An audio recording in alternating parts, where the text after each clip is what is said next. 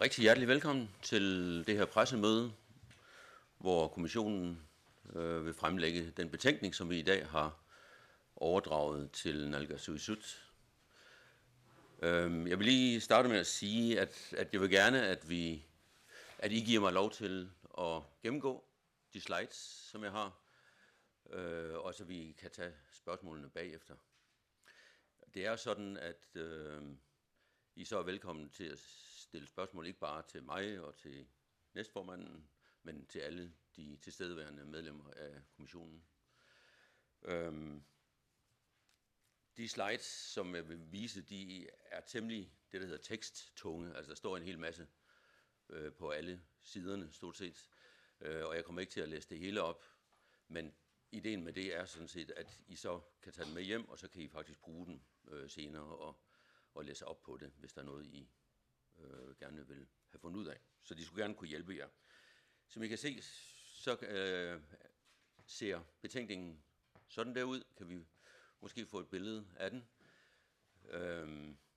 Der er et billede af et oprørt hav med isgosser og skær, og det er den situation, som vi er i på en lang række områder. Og så er der et lidt mindre billede på forsiden af et hav, som ikke er i oprør, men hvor der alligevel er isskosser ude i horisonten, som vi skal holde øje med. Vi kommer aldrig i en situation, hvor vi ikke skal passe på, hvad vi gør. Og på bagsiden er det så vendt om i håb om, at vi måske når lidt længere frem mod en bedre situation. Det, der vil blive gennemgået i dag, det er som udgangspunkt for det første den store betydning, som fiskeriet har, og dermed den vigtighed, politikernes beslutninger, de beslutninger, de træffer, de har for fiskeriet, men fordi fiskeriet betyder så meget for samfundet, altså også for os alle sammen. Så er det sådan, at vi i vores arbejde har taget udgangspunkt i nogle overordnede mål og principper, og så har vi på baggrund af dem har vi arbejdet os ned til de enkelte fiskerier og overført principperne på de enkelte fiskerier, og dermed skabt mulighed for, at, mener vi selv, at kunne komme med nogle anbefalinger, som lever op til de overordnede principper. Og det er også den måde, som jeg vil gennemgå det på i dag.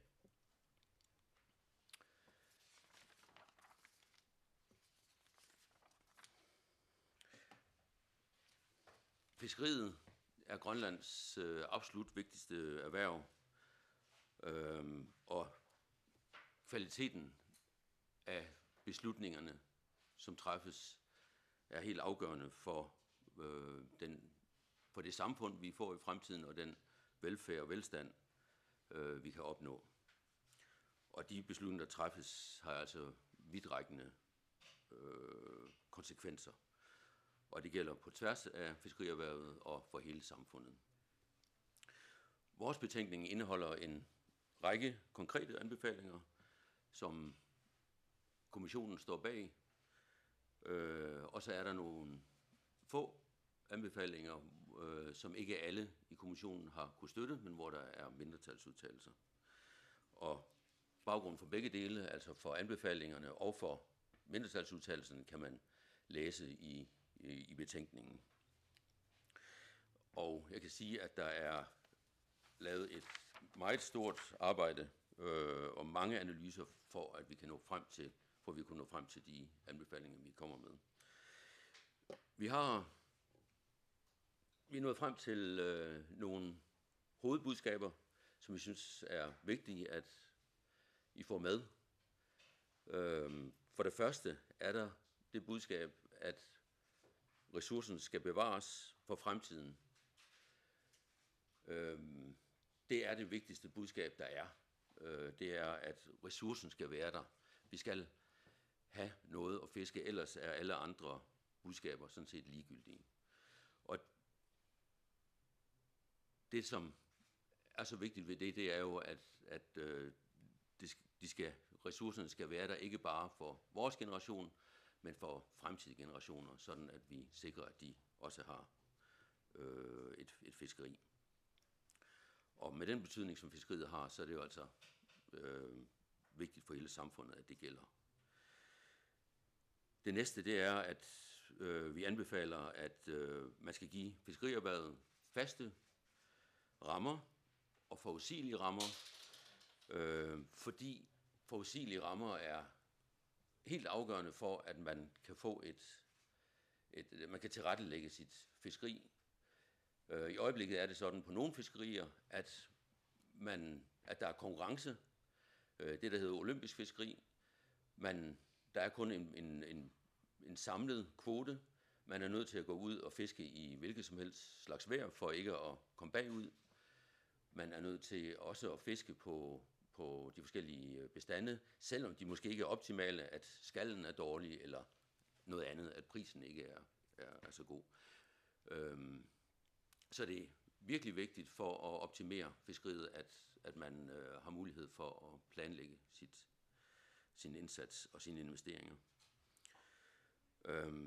Det næste budskab er, at forvaltningen skal indrettes sådan, at fiskeren altså kan opnå en god indtjening, men det betyder også, at den ressourcerente, som så kommer ud af det, altså ressourcerenten forstået på den måde, at det er det udbytte, man får, når man har fisket, og omkostningerne er betalt, at det overskud, der er der, at det får fiskeren en god del af, men at der også bliver en fair fordeling til resten af samfundet. Og det sker jo så gennem det, der kaldes ressourcerentebeskatning, altså afgifter.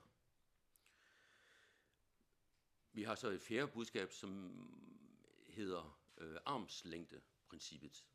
Og det går jo altså ud på, at man skiller politiske beslutninger fra udøvelsen af dem. Altså man har politikerne, som træffer beslutninger, som sætter mål, som siger, hvor skal vi hen af med den her fiskeriudvikling.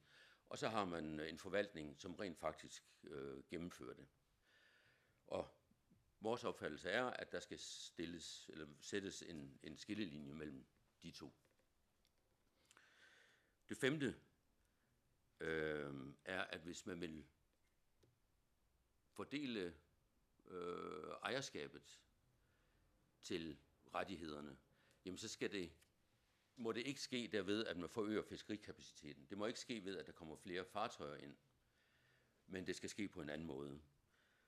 Det skal ske ved, at man giver mulighed for, at man kommer ind i rederierne og kan få andel i rederierne og ikke sætter flere fartøjer ind. Og det sidste, som der var her i går til Økonomisk Råds fremlæggelse af deres rapport, har hørt det. Altså arbejdsmarkedet spiller en meget væsentlig rolle i det her.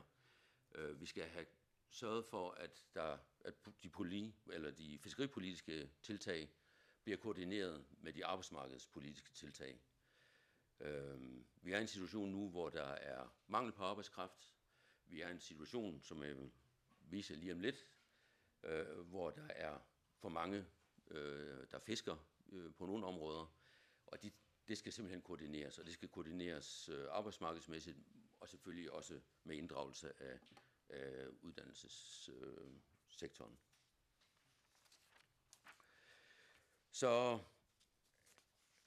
vil jeg bare lige nævne et par områder, hvor det er helt afgørende, at der sker noget nu, altså hvor der er et presserende behov for indgreb. Først om fiskerisektorens betydning.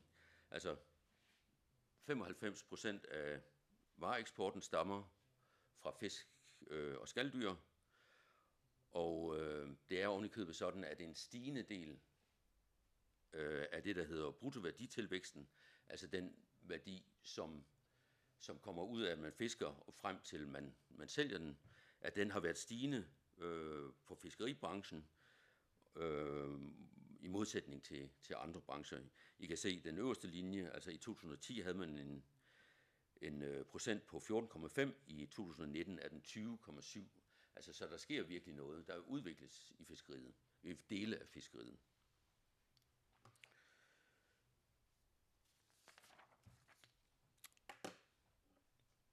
Her har vi så en figur, som viser noget om de offentlige indtægter, altså det er skatter og afgifter i selve fiskeriet. Og hvis I kigger på de grønne søjler, så kan I se, at de skatter og afgifter, som kommer fra fiskeriet, de udgør i størrelsesordenen 31-41% af de samlede skatter og afgifter.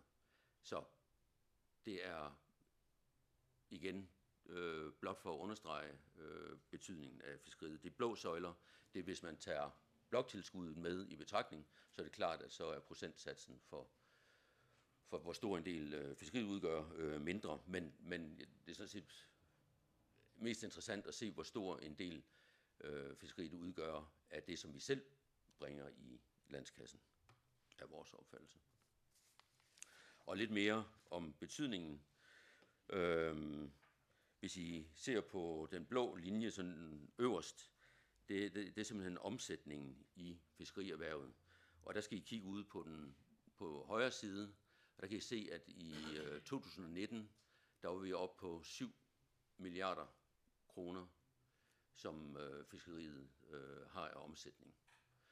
Og det er jo altså penge, som i stor udstrækning bliver brugt i landet, og som skaber baggrund for andre erhverv og en masse tiltag, og selvfølgelig for skatter og afgifter til brug for vores velfærd. Hvis man kigger på, og jeg skal lige sige, at det her det er kun aktieselskaber og anpartsselskaber og udenlandske filialer. For eksempel jollefiskerne er ikke med i det her, og det er jo også en betydelig omsætning, de har, så det kommer faktisk oveni. Hvis vi kigger på lønsummen, så kan vi se, når vi så kigger på den venstre søjle, at i 2019, der var den på 1,7 milliarder kroner, altså som er løn, som kommer fra fiskeriet, og som for langt den største dels vedkommende bliver brugt her i landet. Og de blå søjler, det viser så driftsresultatet for de her selskaber, og I kan se, at i 2008-2009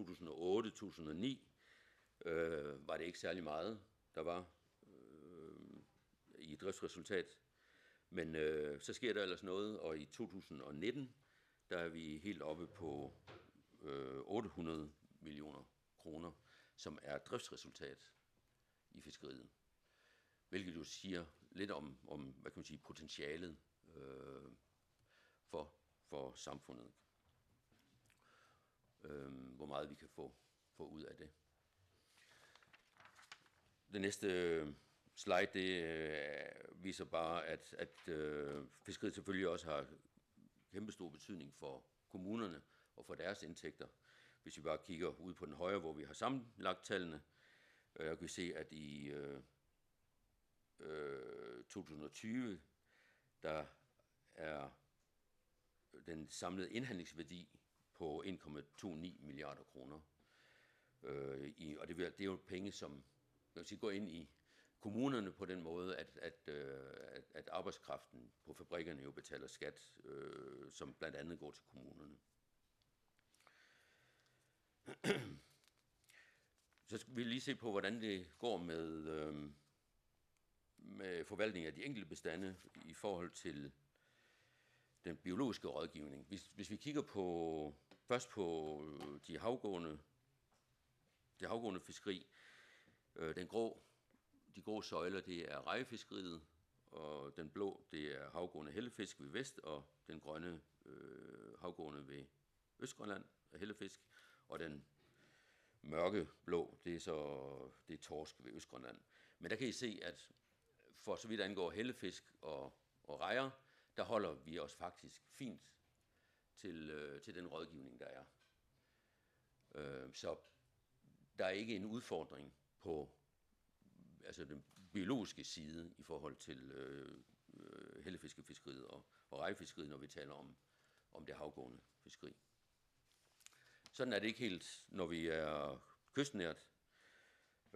Her kan I se, at Den blå søjle, det er kystnær hellefiskeri i område 47 i forhold til rådgivningen. I 2013 var den en lille smule over rådgivningen. I 2021 der er vi oppe på noget, der ligner 175%, altså ja, noget, der nærmer sig dobbelt. At TSC'en er næsten dobbelt så stor som rådgivningen. Og for så vidt angår kystnær torsk ved Vestgrønland, så kan I se, der har den været helt oppe på over 4 gange størrelsen af rådgivningen. Mens krabberne, der holder man sig nogenlunde til rådgivningen. Og det er altså noget af det, hvor vi er nødt til at sige, her må der skrides ind.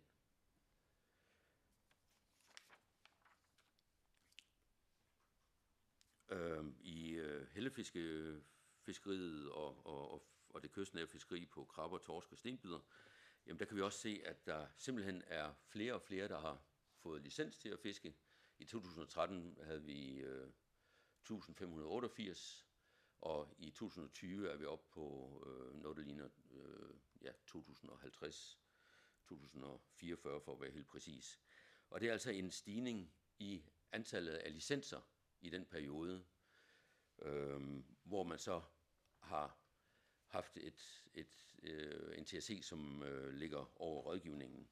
Og det er klart, at når man giver flere mulighed for at fiske, så kommer der også et større ønske fra de her fiskere om at få mulighed for at fiske. Det vil sige, at der kommer et større tryk på politikerne for at forhøje TSC'en.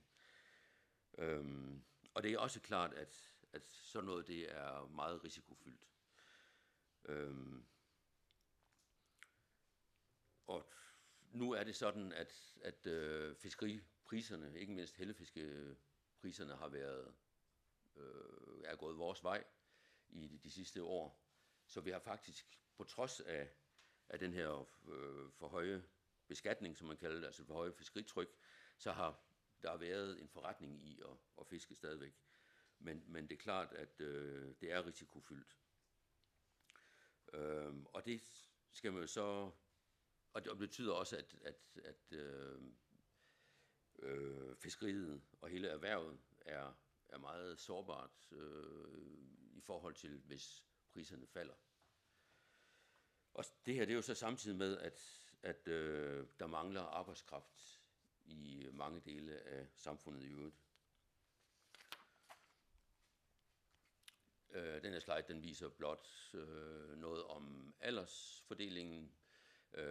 Altså det vi er i gang med nu, det er at fortælle lidt om der hvor der er udfordringer i fiskeriet i øjeblikket, og en af udfordringerne er, at flåden simpelthen er for gammel. På altså den venstre del kan I se, at det gælder for rejeflåden. I kan se, at gennemsnitlig fartøjsalder i 21 var 32 år, og at 80% af de kystnære rejfartøjer er over 30 år. Så der er simpelthen ikke en strukturtilpasning der, og det samme gælder for så vidt de kystnære fartøjer, som ikke er rejfartøjer.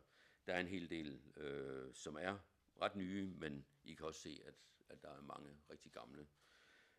Og på trods af de mange nye, så er gennemsnitsalderen altså 21 år på de her, og der er mange, der er over 36. Så bare for at sætte scenen i forhold til, at der er nogle ting, som der skal gøres noget ved i fiskeriet. Lidt om selve kommissionen. Vi fik jo til opgave i 2019, i starten af 2019, og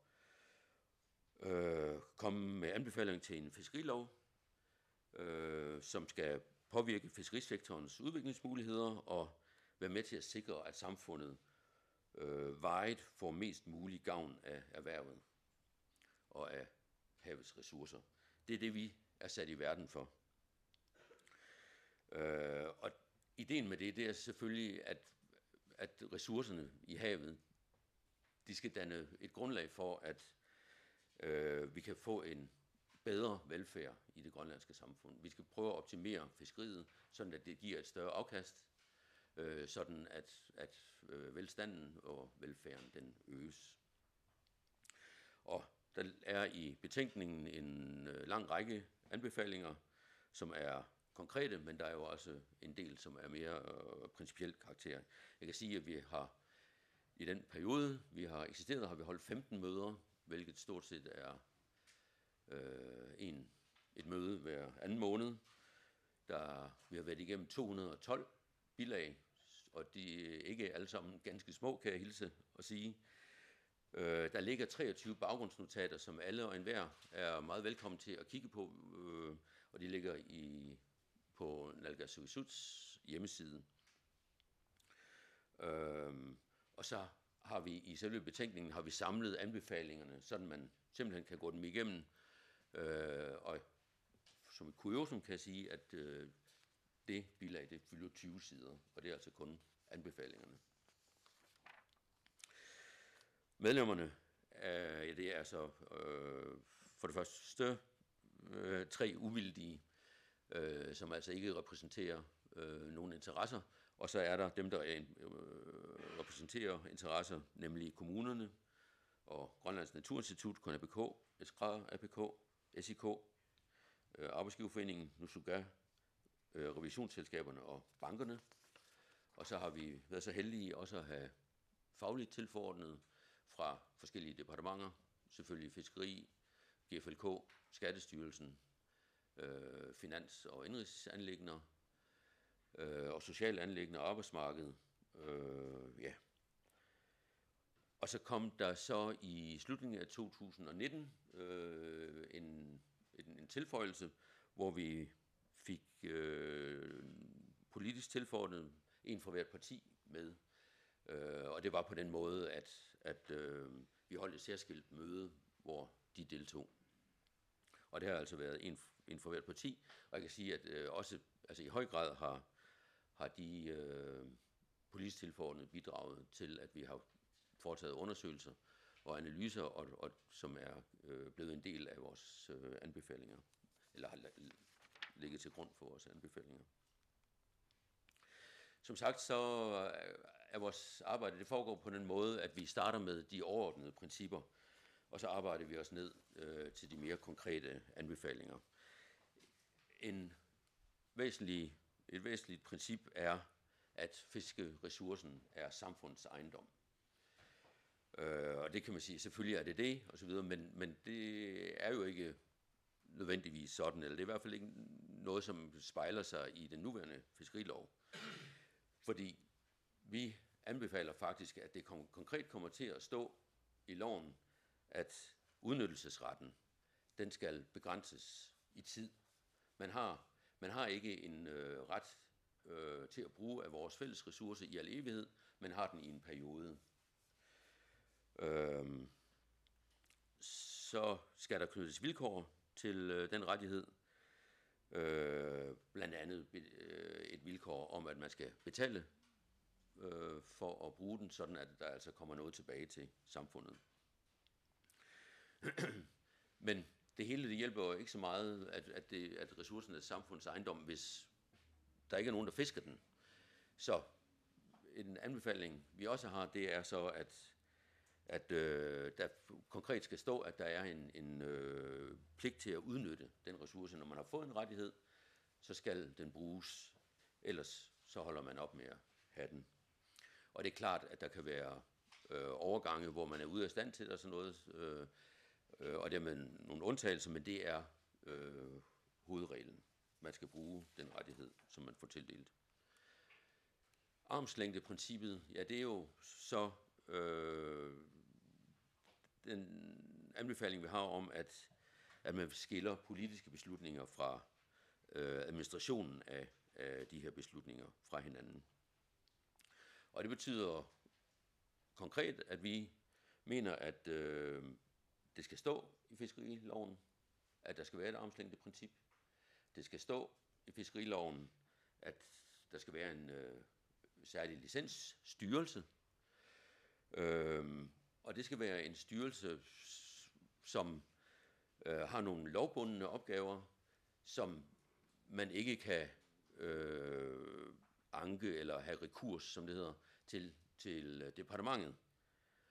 Så det politiske system kan ikke gå ind og omgøre de beslutninger, som licensstyrelsen træffer. eller hvad kan man sige, den måde, de forvalter de politiske beslutninger, som træffes på. Men for at man alligevel har mulighed for at få prøvet sådan en forvaltning, jamen så foreslår vi, at der bliver indført et klageorgan. Sådan altså, at hvis man får et nej til en ansøgning om noget, jamen så kan man faktisk gå til klageorganet og få behandlet sagen der. SKRPK støtter ikke det her, den her anbefaling.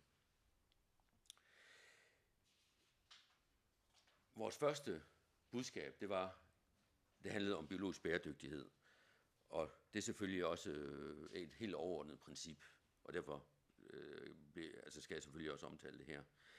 Altså, det skal være sådan, at ressourceforvaltning skal være biologisk bæredygtig og give grundlag for det størst mulige langsigtede samfundsmæssige udbytte. Og det betyder, at TAC'en skal ikke overstige de mængder, der kan sikre en langsigtet reproduktion. Når man tager noget af ressourcen, fisker det, jamen så skal det ikke være mere end det, som ressourcen selv kan reproducere. Og så skal det være sådan, at den rådgivning, der kommer, som forvaltningen baserer sig på, jamen den er på et højt niveau, og at den foregår med afsæt i bestande.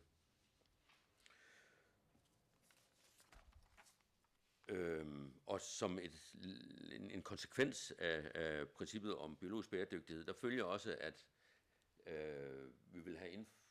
vi anbefaler, at der bliver indføjet i fiskeriloven, at der skal være forvaltningsplaner for alle væsentlige arter. I øjeblikket er der for nogle bestande, men ikke for alle.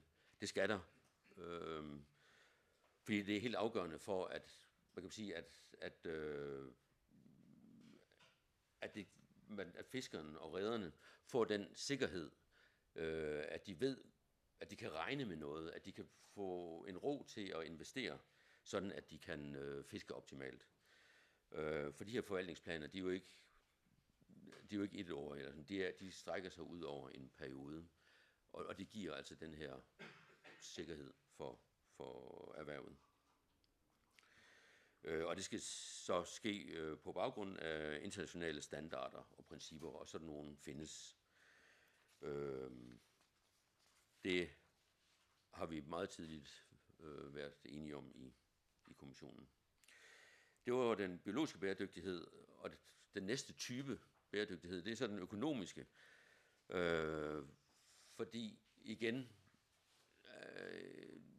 jamen hvad hjælper det, at vi har en ressource, hvis vi ikke får noget ud af den? Og det kan man kan optimere sit fiskeri sådan, at samfundet får noget ud af den. Og i den sammenhæng, der er der et begreb, som man kalder fiskeripolitikkens diamant, og som har 4 egenskaber. Det består af eksklusivitet, og I kan faktisk se diamanten, hvis I bladrer lidt om på side 36. Der kan I se, der er der sådan en diamant, som man også kunne beskrive som en firkant, hvor det ene parameter, det er eksklusivitet, altså at man har en rettighed alene. Man deler den ikke med nogen, og det vil sige, at man behøver ikke at være bekymret for, at man kommer bagefter i sit fiskeri. Det andet parameter, det er, at der skal være en sikkerhed for, at den ikke bliver tildelt nogle andre, men at man selv beholder den.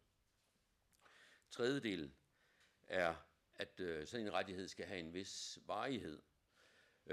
Igen for at sikre, at man som udøver af erhvervet har en sikkerhed ud i fremtiden for, at man har ret til at bruge den her ressource. Og det gør, at man også har en sikkerhed for, at den investering, man foretager, at den rent faktisk kan udmønte sig. Det fjerde led, det er, at rettigheden skal være overførbar. Altså, at man skal kunne overdrage den ved gave eller ved salg.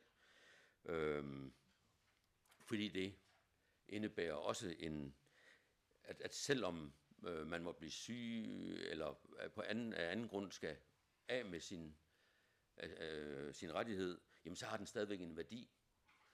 Og det vil sige, at de investeringer, man har foretaget, de er ikke omsonst, fordi man kan overdrage og få penge for den.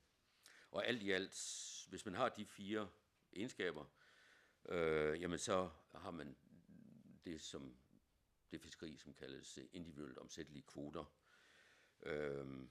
Og man kan sige, at jo større, jo mere de enkelte parametre bonger ud i det enkelte fiskeri, jo mere økonomisk sundt er det. Så jo større firkanten er, jo bedre. Og nu taler jeg bare om, hvad kan man sige, det som er økonomisk sundt. Der kan være alle mulige andre grunde, som jeg kommer til, at man vælger andre løsninger. Men det her, det er ud fra en rent økonomisk betragtning, så er det de her 4 egenskaber, som man skal satse på. Så derfor foreslår og anbefaler Fiskerikommissionen, et flertal i Fiskerikommissionen, at forvaltningen af fiskerier baseres på individuelt omsættelige kvoter, med mindre der er helt særlige hensyn i nogle fiskerier, som tilsiger noget andet. Og der er SKRA og RPK uenige og støtter ikke den her anbefaling i forhold til fiskeri på hellefisk med joller.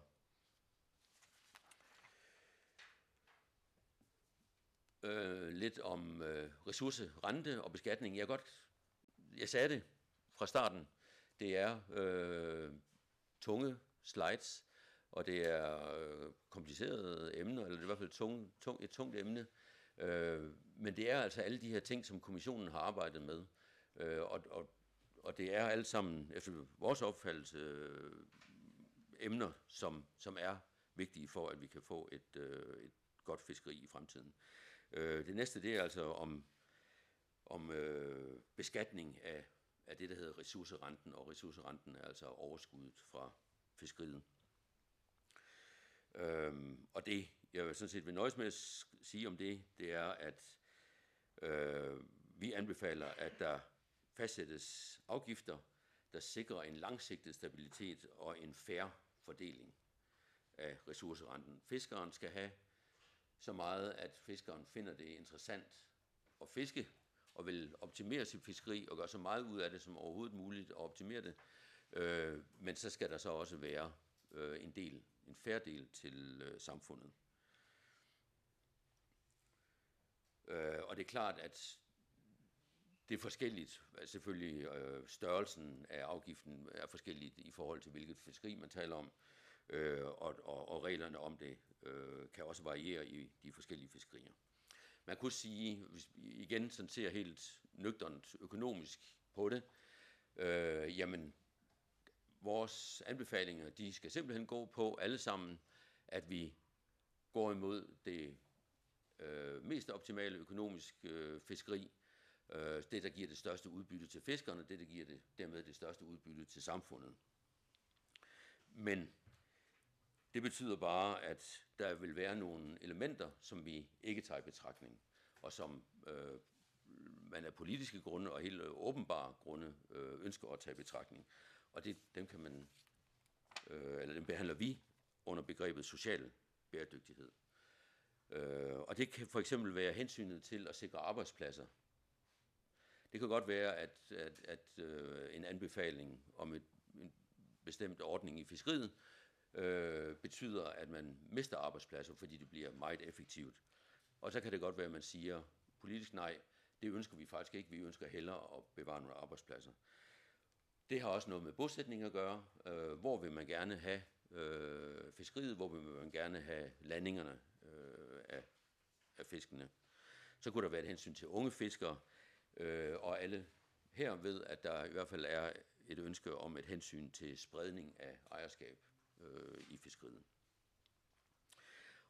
Det vi så bare siger, det er, at når man inddrager de her hensyn, jamen så skal det ske med åbne øjne. Så skal det ske sådan, at man inddrager, eller at man beskriver og belyser og synliggør, hvilke konsekvenser det har.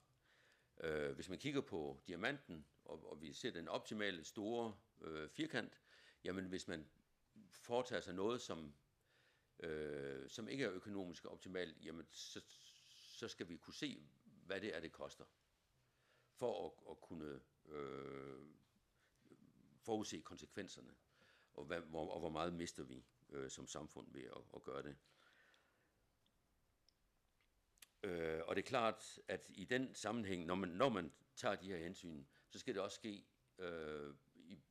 under iagttagelse af andre sektorer, og det særligt handler om, det er arbejdsmarkedet, og det er uddannelse. Altså det skal koordineres mellem fiskeripolitiske tiltag og arbejdsmarkedspolitiske tiltag. Det skal koordineres. Så anbefaler vi konkret, at der bliver oprettet et fiskeriøkonomisk institut, som kan hjælpe med at lave nogle uafhængige analyser, sådan vi også kan se, jamen, hvad er konsekvenserne af, at vi inddrager de her hensyn, som vi kan kalde hensyn af social bæredygtighedsgrunde, i vores planlægning, i vores regler. Og i forhold til ejerskabet, så anbefaler vi, at der bliver indført et kvoteloft, som jo gør, altså, at en enkelt reder, en enkelt person, kan højst eje en bestemt del af den samlede TSE. Nogle regler om data og sådan noget, om det vil jeg også kun lige sige, at det er jo, data er afgørende for, at de politiske valg bliver så godt funderet som muligt, og at forvaltningen i øvrigt, administrationen af reglerne sker på det bedst mulige grundlag. Og vi har en del anbefalinger i forhold til data og gennemsigtighed. Og det samme gælder effektiv kontrol. Altså vi har på et tidspunkt anbefalet, at der bliver lavet en evaluering af GFLK eller af kontrollen. Og der er sat penge af til det på finansloven for i år, og vi venter på den evaluering bliver gennemført. Så sagde jeg på et tidspunkt, at rådgivningen skal ske på grundlag af bestandene. Og hvad betyder det? Jamen det betyder i hvert fald, at som udgangspunkt, når man har en bestand, så skal der være ens vilkår for alle dem, der vil bruge den bestand.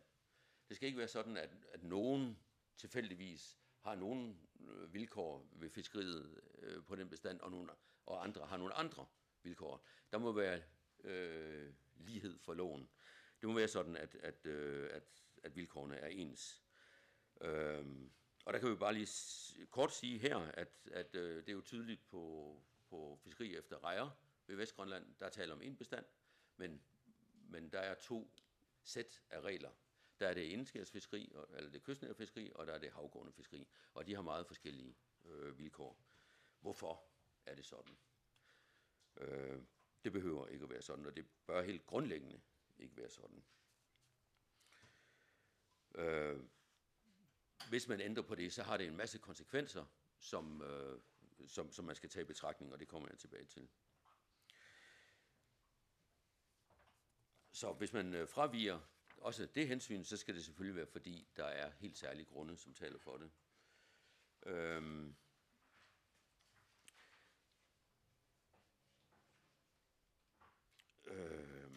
Vi har sagt, at vi anbefaler, at kvoteandele tildeles for en periode, og vi anbefaler, at det sker, at sådan en tildeling, den sker for et bestemt antal år ud i fremtiden, sådan at det afspejler, hvad kan man sige, den investeringshorisont, der er. Og det betyder altså, at man får en licens i år 2022, og den rækker så et antal år frem, og i år 2023 får man så en ny licens, som så rækker et år længere frem, så man hele tiden rullende har en ny licens, som rækker et antal år frem, sådan at man er sikret i forhold til de investeringer, man har foretaget. Og vi forestiller os så, at den fornyelse, den sker sådan set automatisk, medmindre den positivt bliver trukket væk, men muligheden for at fratage en licenshaver. Den er til stede. Det skal bare ske med den frist, som er indbygget i systemet. Og det er så også klart, at der kan være betingelser eller vilkår i fiskeriet, som ikke er så omfattende, at den samme frist skal bruges, men at man har en kortere frist. Men det skal altid være sådan, at hvis der sker forringelse af ens vilkår, jamen så skal man have tid til at indrette sig på det. Der må ikke opstå en usikkerhed, sådan at man ikke tør investere og gøre sit fiskeri så effektivt som muligt.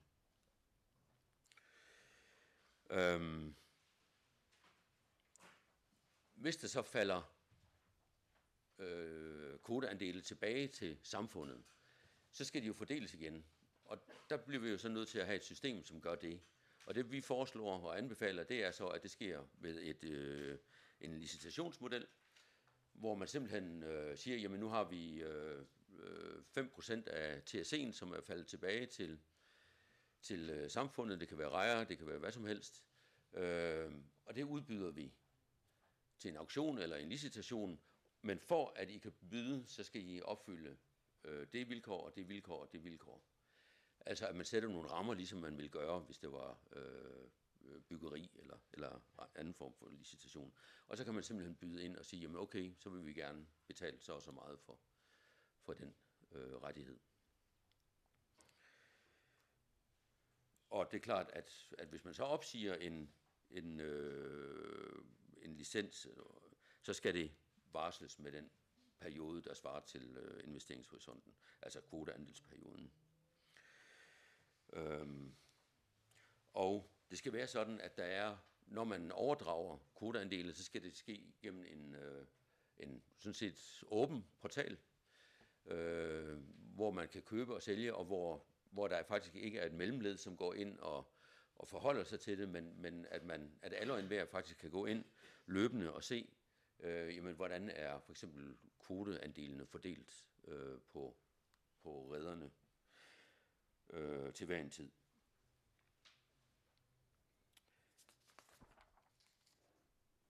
Hvis vi nu så anbefaler, at der skal ske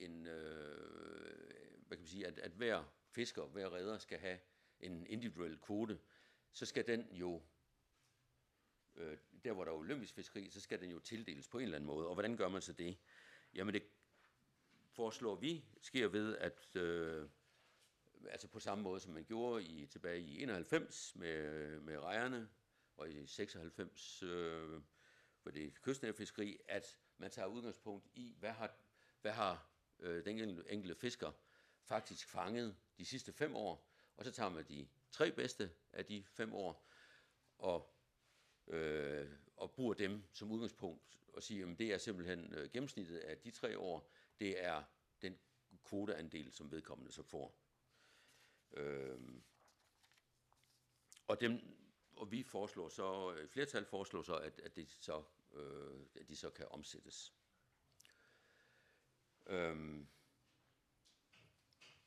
Der er også et spørgsmål om spredning af udnyttelsesretten, og det forudsætningen for spredning, det er jo altså for det første, at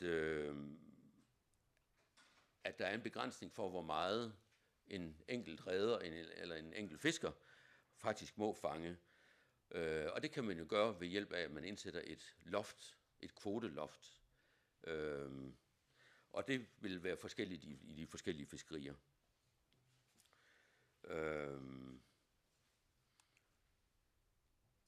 Og så er en anden måde at sprede på efter vores opfattelse, det er jo så, at man giver de kystnære rejefiskere mulighed for i princippet at få samme vilkår som de havgående.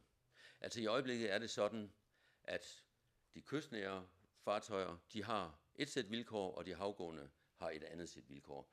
De havgående må producere meget mere, end de kystnære må.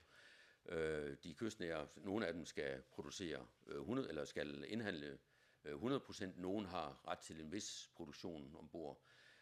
Det skal selvfølgelig ensrettes i princippet. Men det vi foreslår, det er, at nu får alle mulighed for at få samme vilkår. de får det ikke fra dag 1, fordi det vil have enorme konsekvenser for indhandlingen. Fra dag 1, bliver de ved med at have de vilkår også for produktion ombord, som de har nu, eller deres pligt til at indhandle, som de har nu, men de får mulighed for at tilkøbe sig produktionsret. Men i den her, som led i den her spredning, hvis vi fastsætter et kvoteloft, som er lavere end det er nu, så vil det være nogen, der skal af med ejerandele. Og det vi foreslår, det er, at det skal blive lettere for almindelige borgere at investere i rederierne. Og derfor foreslår vi simpelthen, at man kan lave investeringsforeninger, som kan købe aktier i et rederi, eller pensionskasser kan købe aktier i rederierne. Og det er faktisk ikke en mulighed, som det er nu. Så det er et forslag, vi sådan helt konkret kommer med.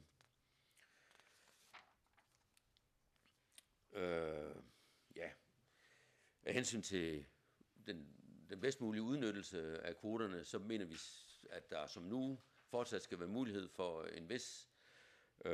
et vist salg af årskvote. Altså i princippet, der kunne man sige, at nej, når man har fået sin rettighed, så skal man også selv bruge den, og det er også det klare udgangspunkt.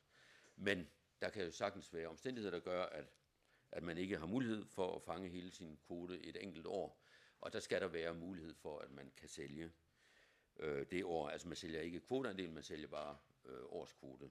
Men det må ikke lede til, at man har det, der man kan kalde papirfiskere, altså som bare år efter år sælger årskvote, og i det i virkeligheden, at det tager form af udleje af kvoteandele.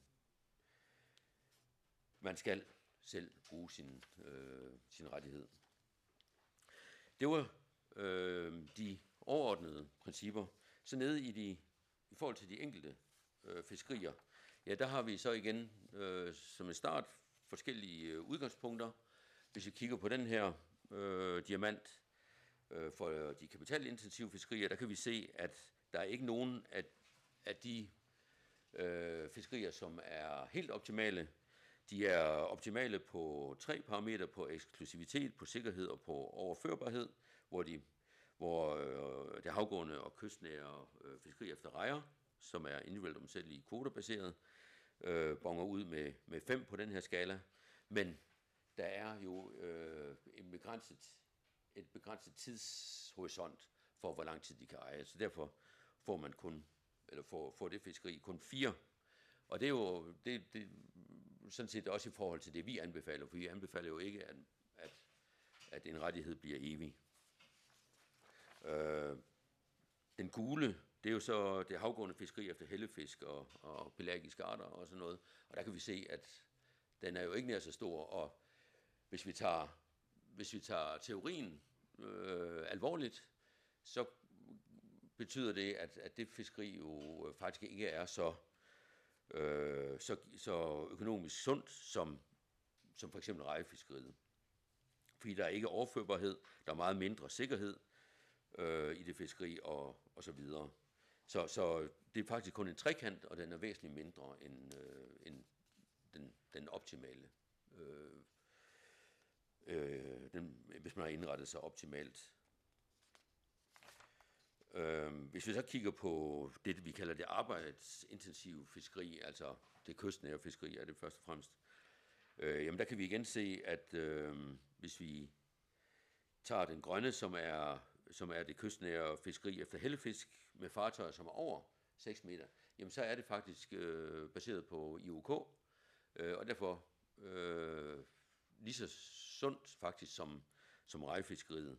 Hvis vi derimod kigger på det olympiske fiskeri med joller efter hellefisk, ja, så er det jo en meget lille trekant, vi kan se der. Så der er basis for, at det kan gøres bedre. For rejerne, fordi nu er vi jo altså nede i de enkelte bestande, der er situationen, at der har været en kapacitetstilpasning, hvis vi kigger på det havgående fiskeri, over de sidste 30 år. Og det er simpelthen, fordi man lavede reglerne om fra olympisk fiskeri mere eller mindre til et IOK-system. Det førte straks med sig, at en lang række fartøjer udgik af fiskeriet, men det er blevet ved igennem alle de her år. Og i øjeblikket er vi nede på, at der kun er 7 produktionstrålere i Grønland. Og der er en rigtig god, har vi set, sammenhæng mellem kapaciteten og ressourcegrundlaget. De 7 trålere, de kan fange det, der er til rådighed og fiske. Og vi kan også se, at gennemsnitsalderen på fartøjerne er lille. Der bliver jævnligt skiftet fartøjer ud. Man har simpelthen, i det fiskeri, der har man et grundlag for at investere, og det gør man. Det gælder ikke for det kystnære fiskeri, hvor der er 22 tråler i 21, og hvor gennemsnitsalderen, som vi jo så før, er helt op på 31 år. Der sker ikke den der strukturtilpasning, og der er en overkapacitet. Så der er behov for, at der sker noget der, og derfor foreslår vi jo også nogle ændringer. I forhold til rejefabrikkerne, der er vi nu nede på 4, hvor det for 20-25 år siden var 10 fabrikker. Men selv de her 4 fabrikker, de har faktisk en kapacitet, som overstiger det, som bliver indhandlet.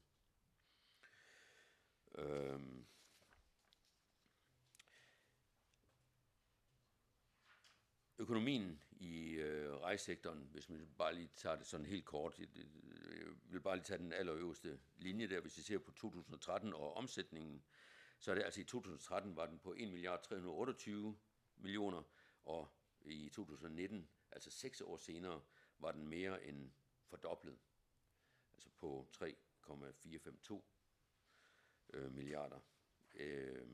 Så der sker virkelig noget i det fiskeri. Der har været en voldsom udvikling, og det er altså særligt det havgående fiskeri.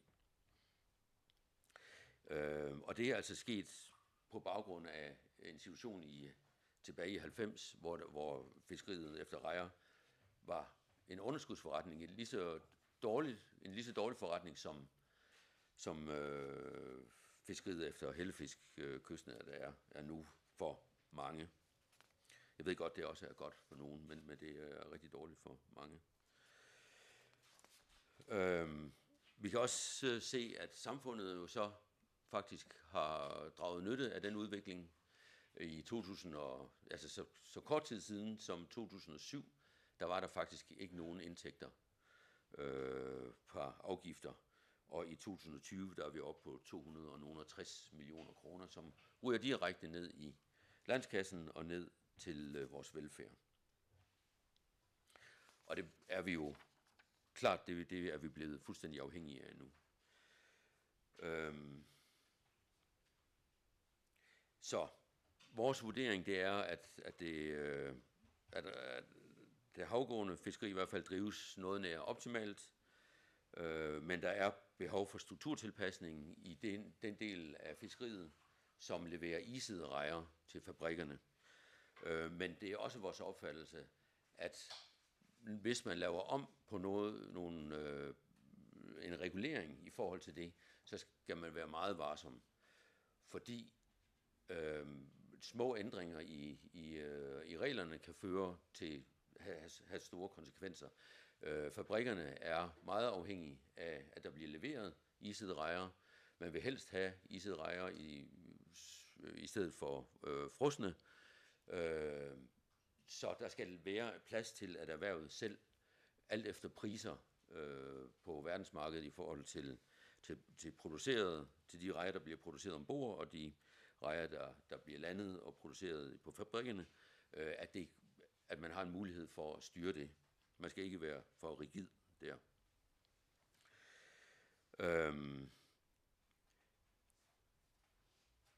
Så er der den udfordring, altså at det havgående rejefiskeri er blevet for koncentreret, og vi skal skabe nogle rammer for, at ejerskabet kan blive spredt, som jeg har været inde på.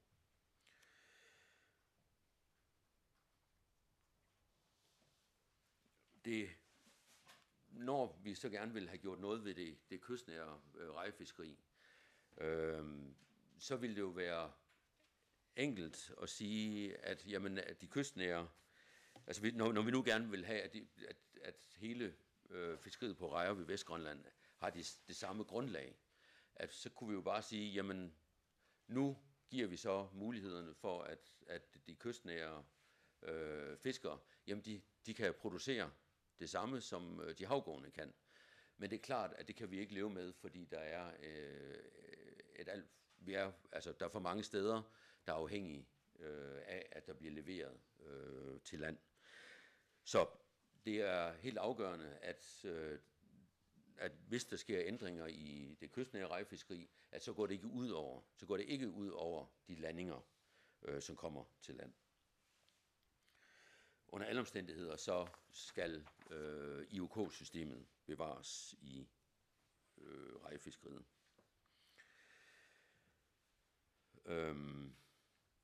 Så har vi så den her situation med, at vi har principielt de samme regler for alle, både kystnære og havgående, og faktisk så ophæves de to begreber. Det er en samlet flåde med de samme grundlæggende vilkår.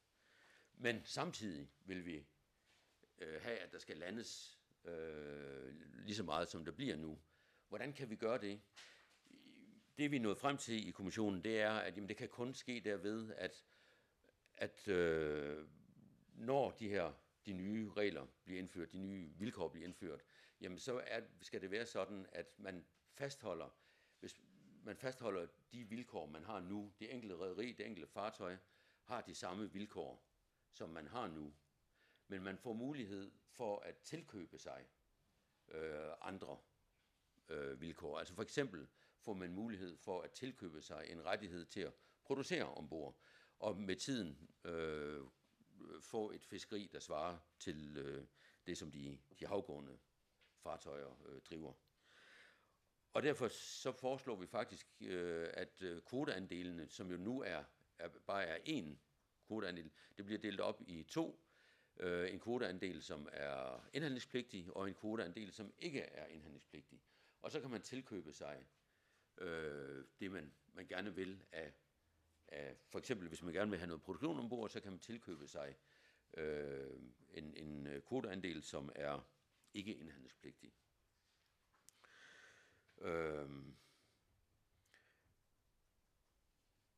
Ja. Yes, og jeg kan ikke sige det ofte nok. Altså vi skal sikre os, at landingerne, altså omfanget af landingerne, ikke går ned.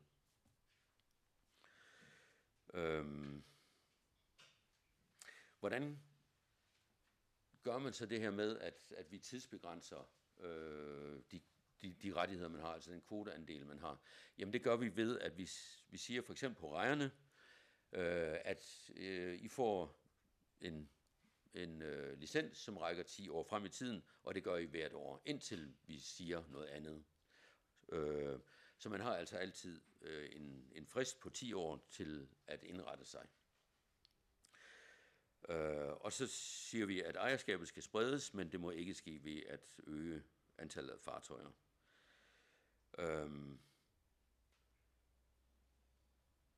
Kvotelofter.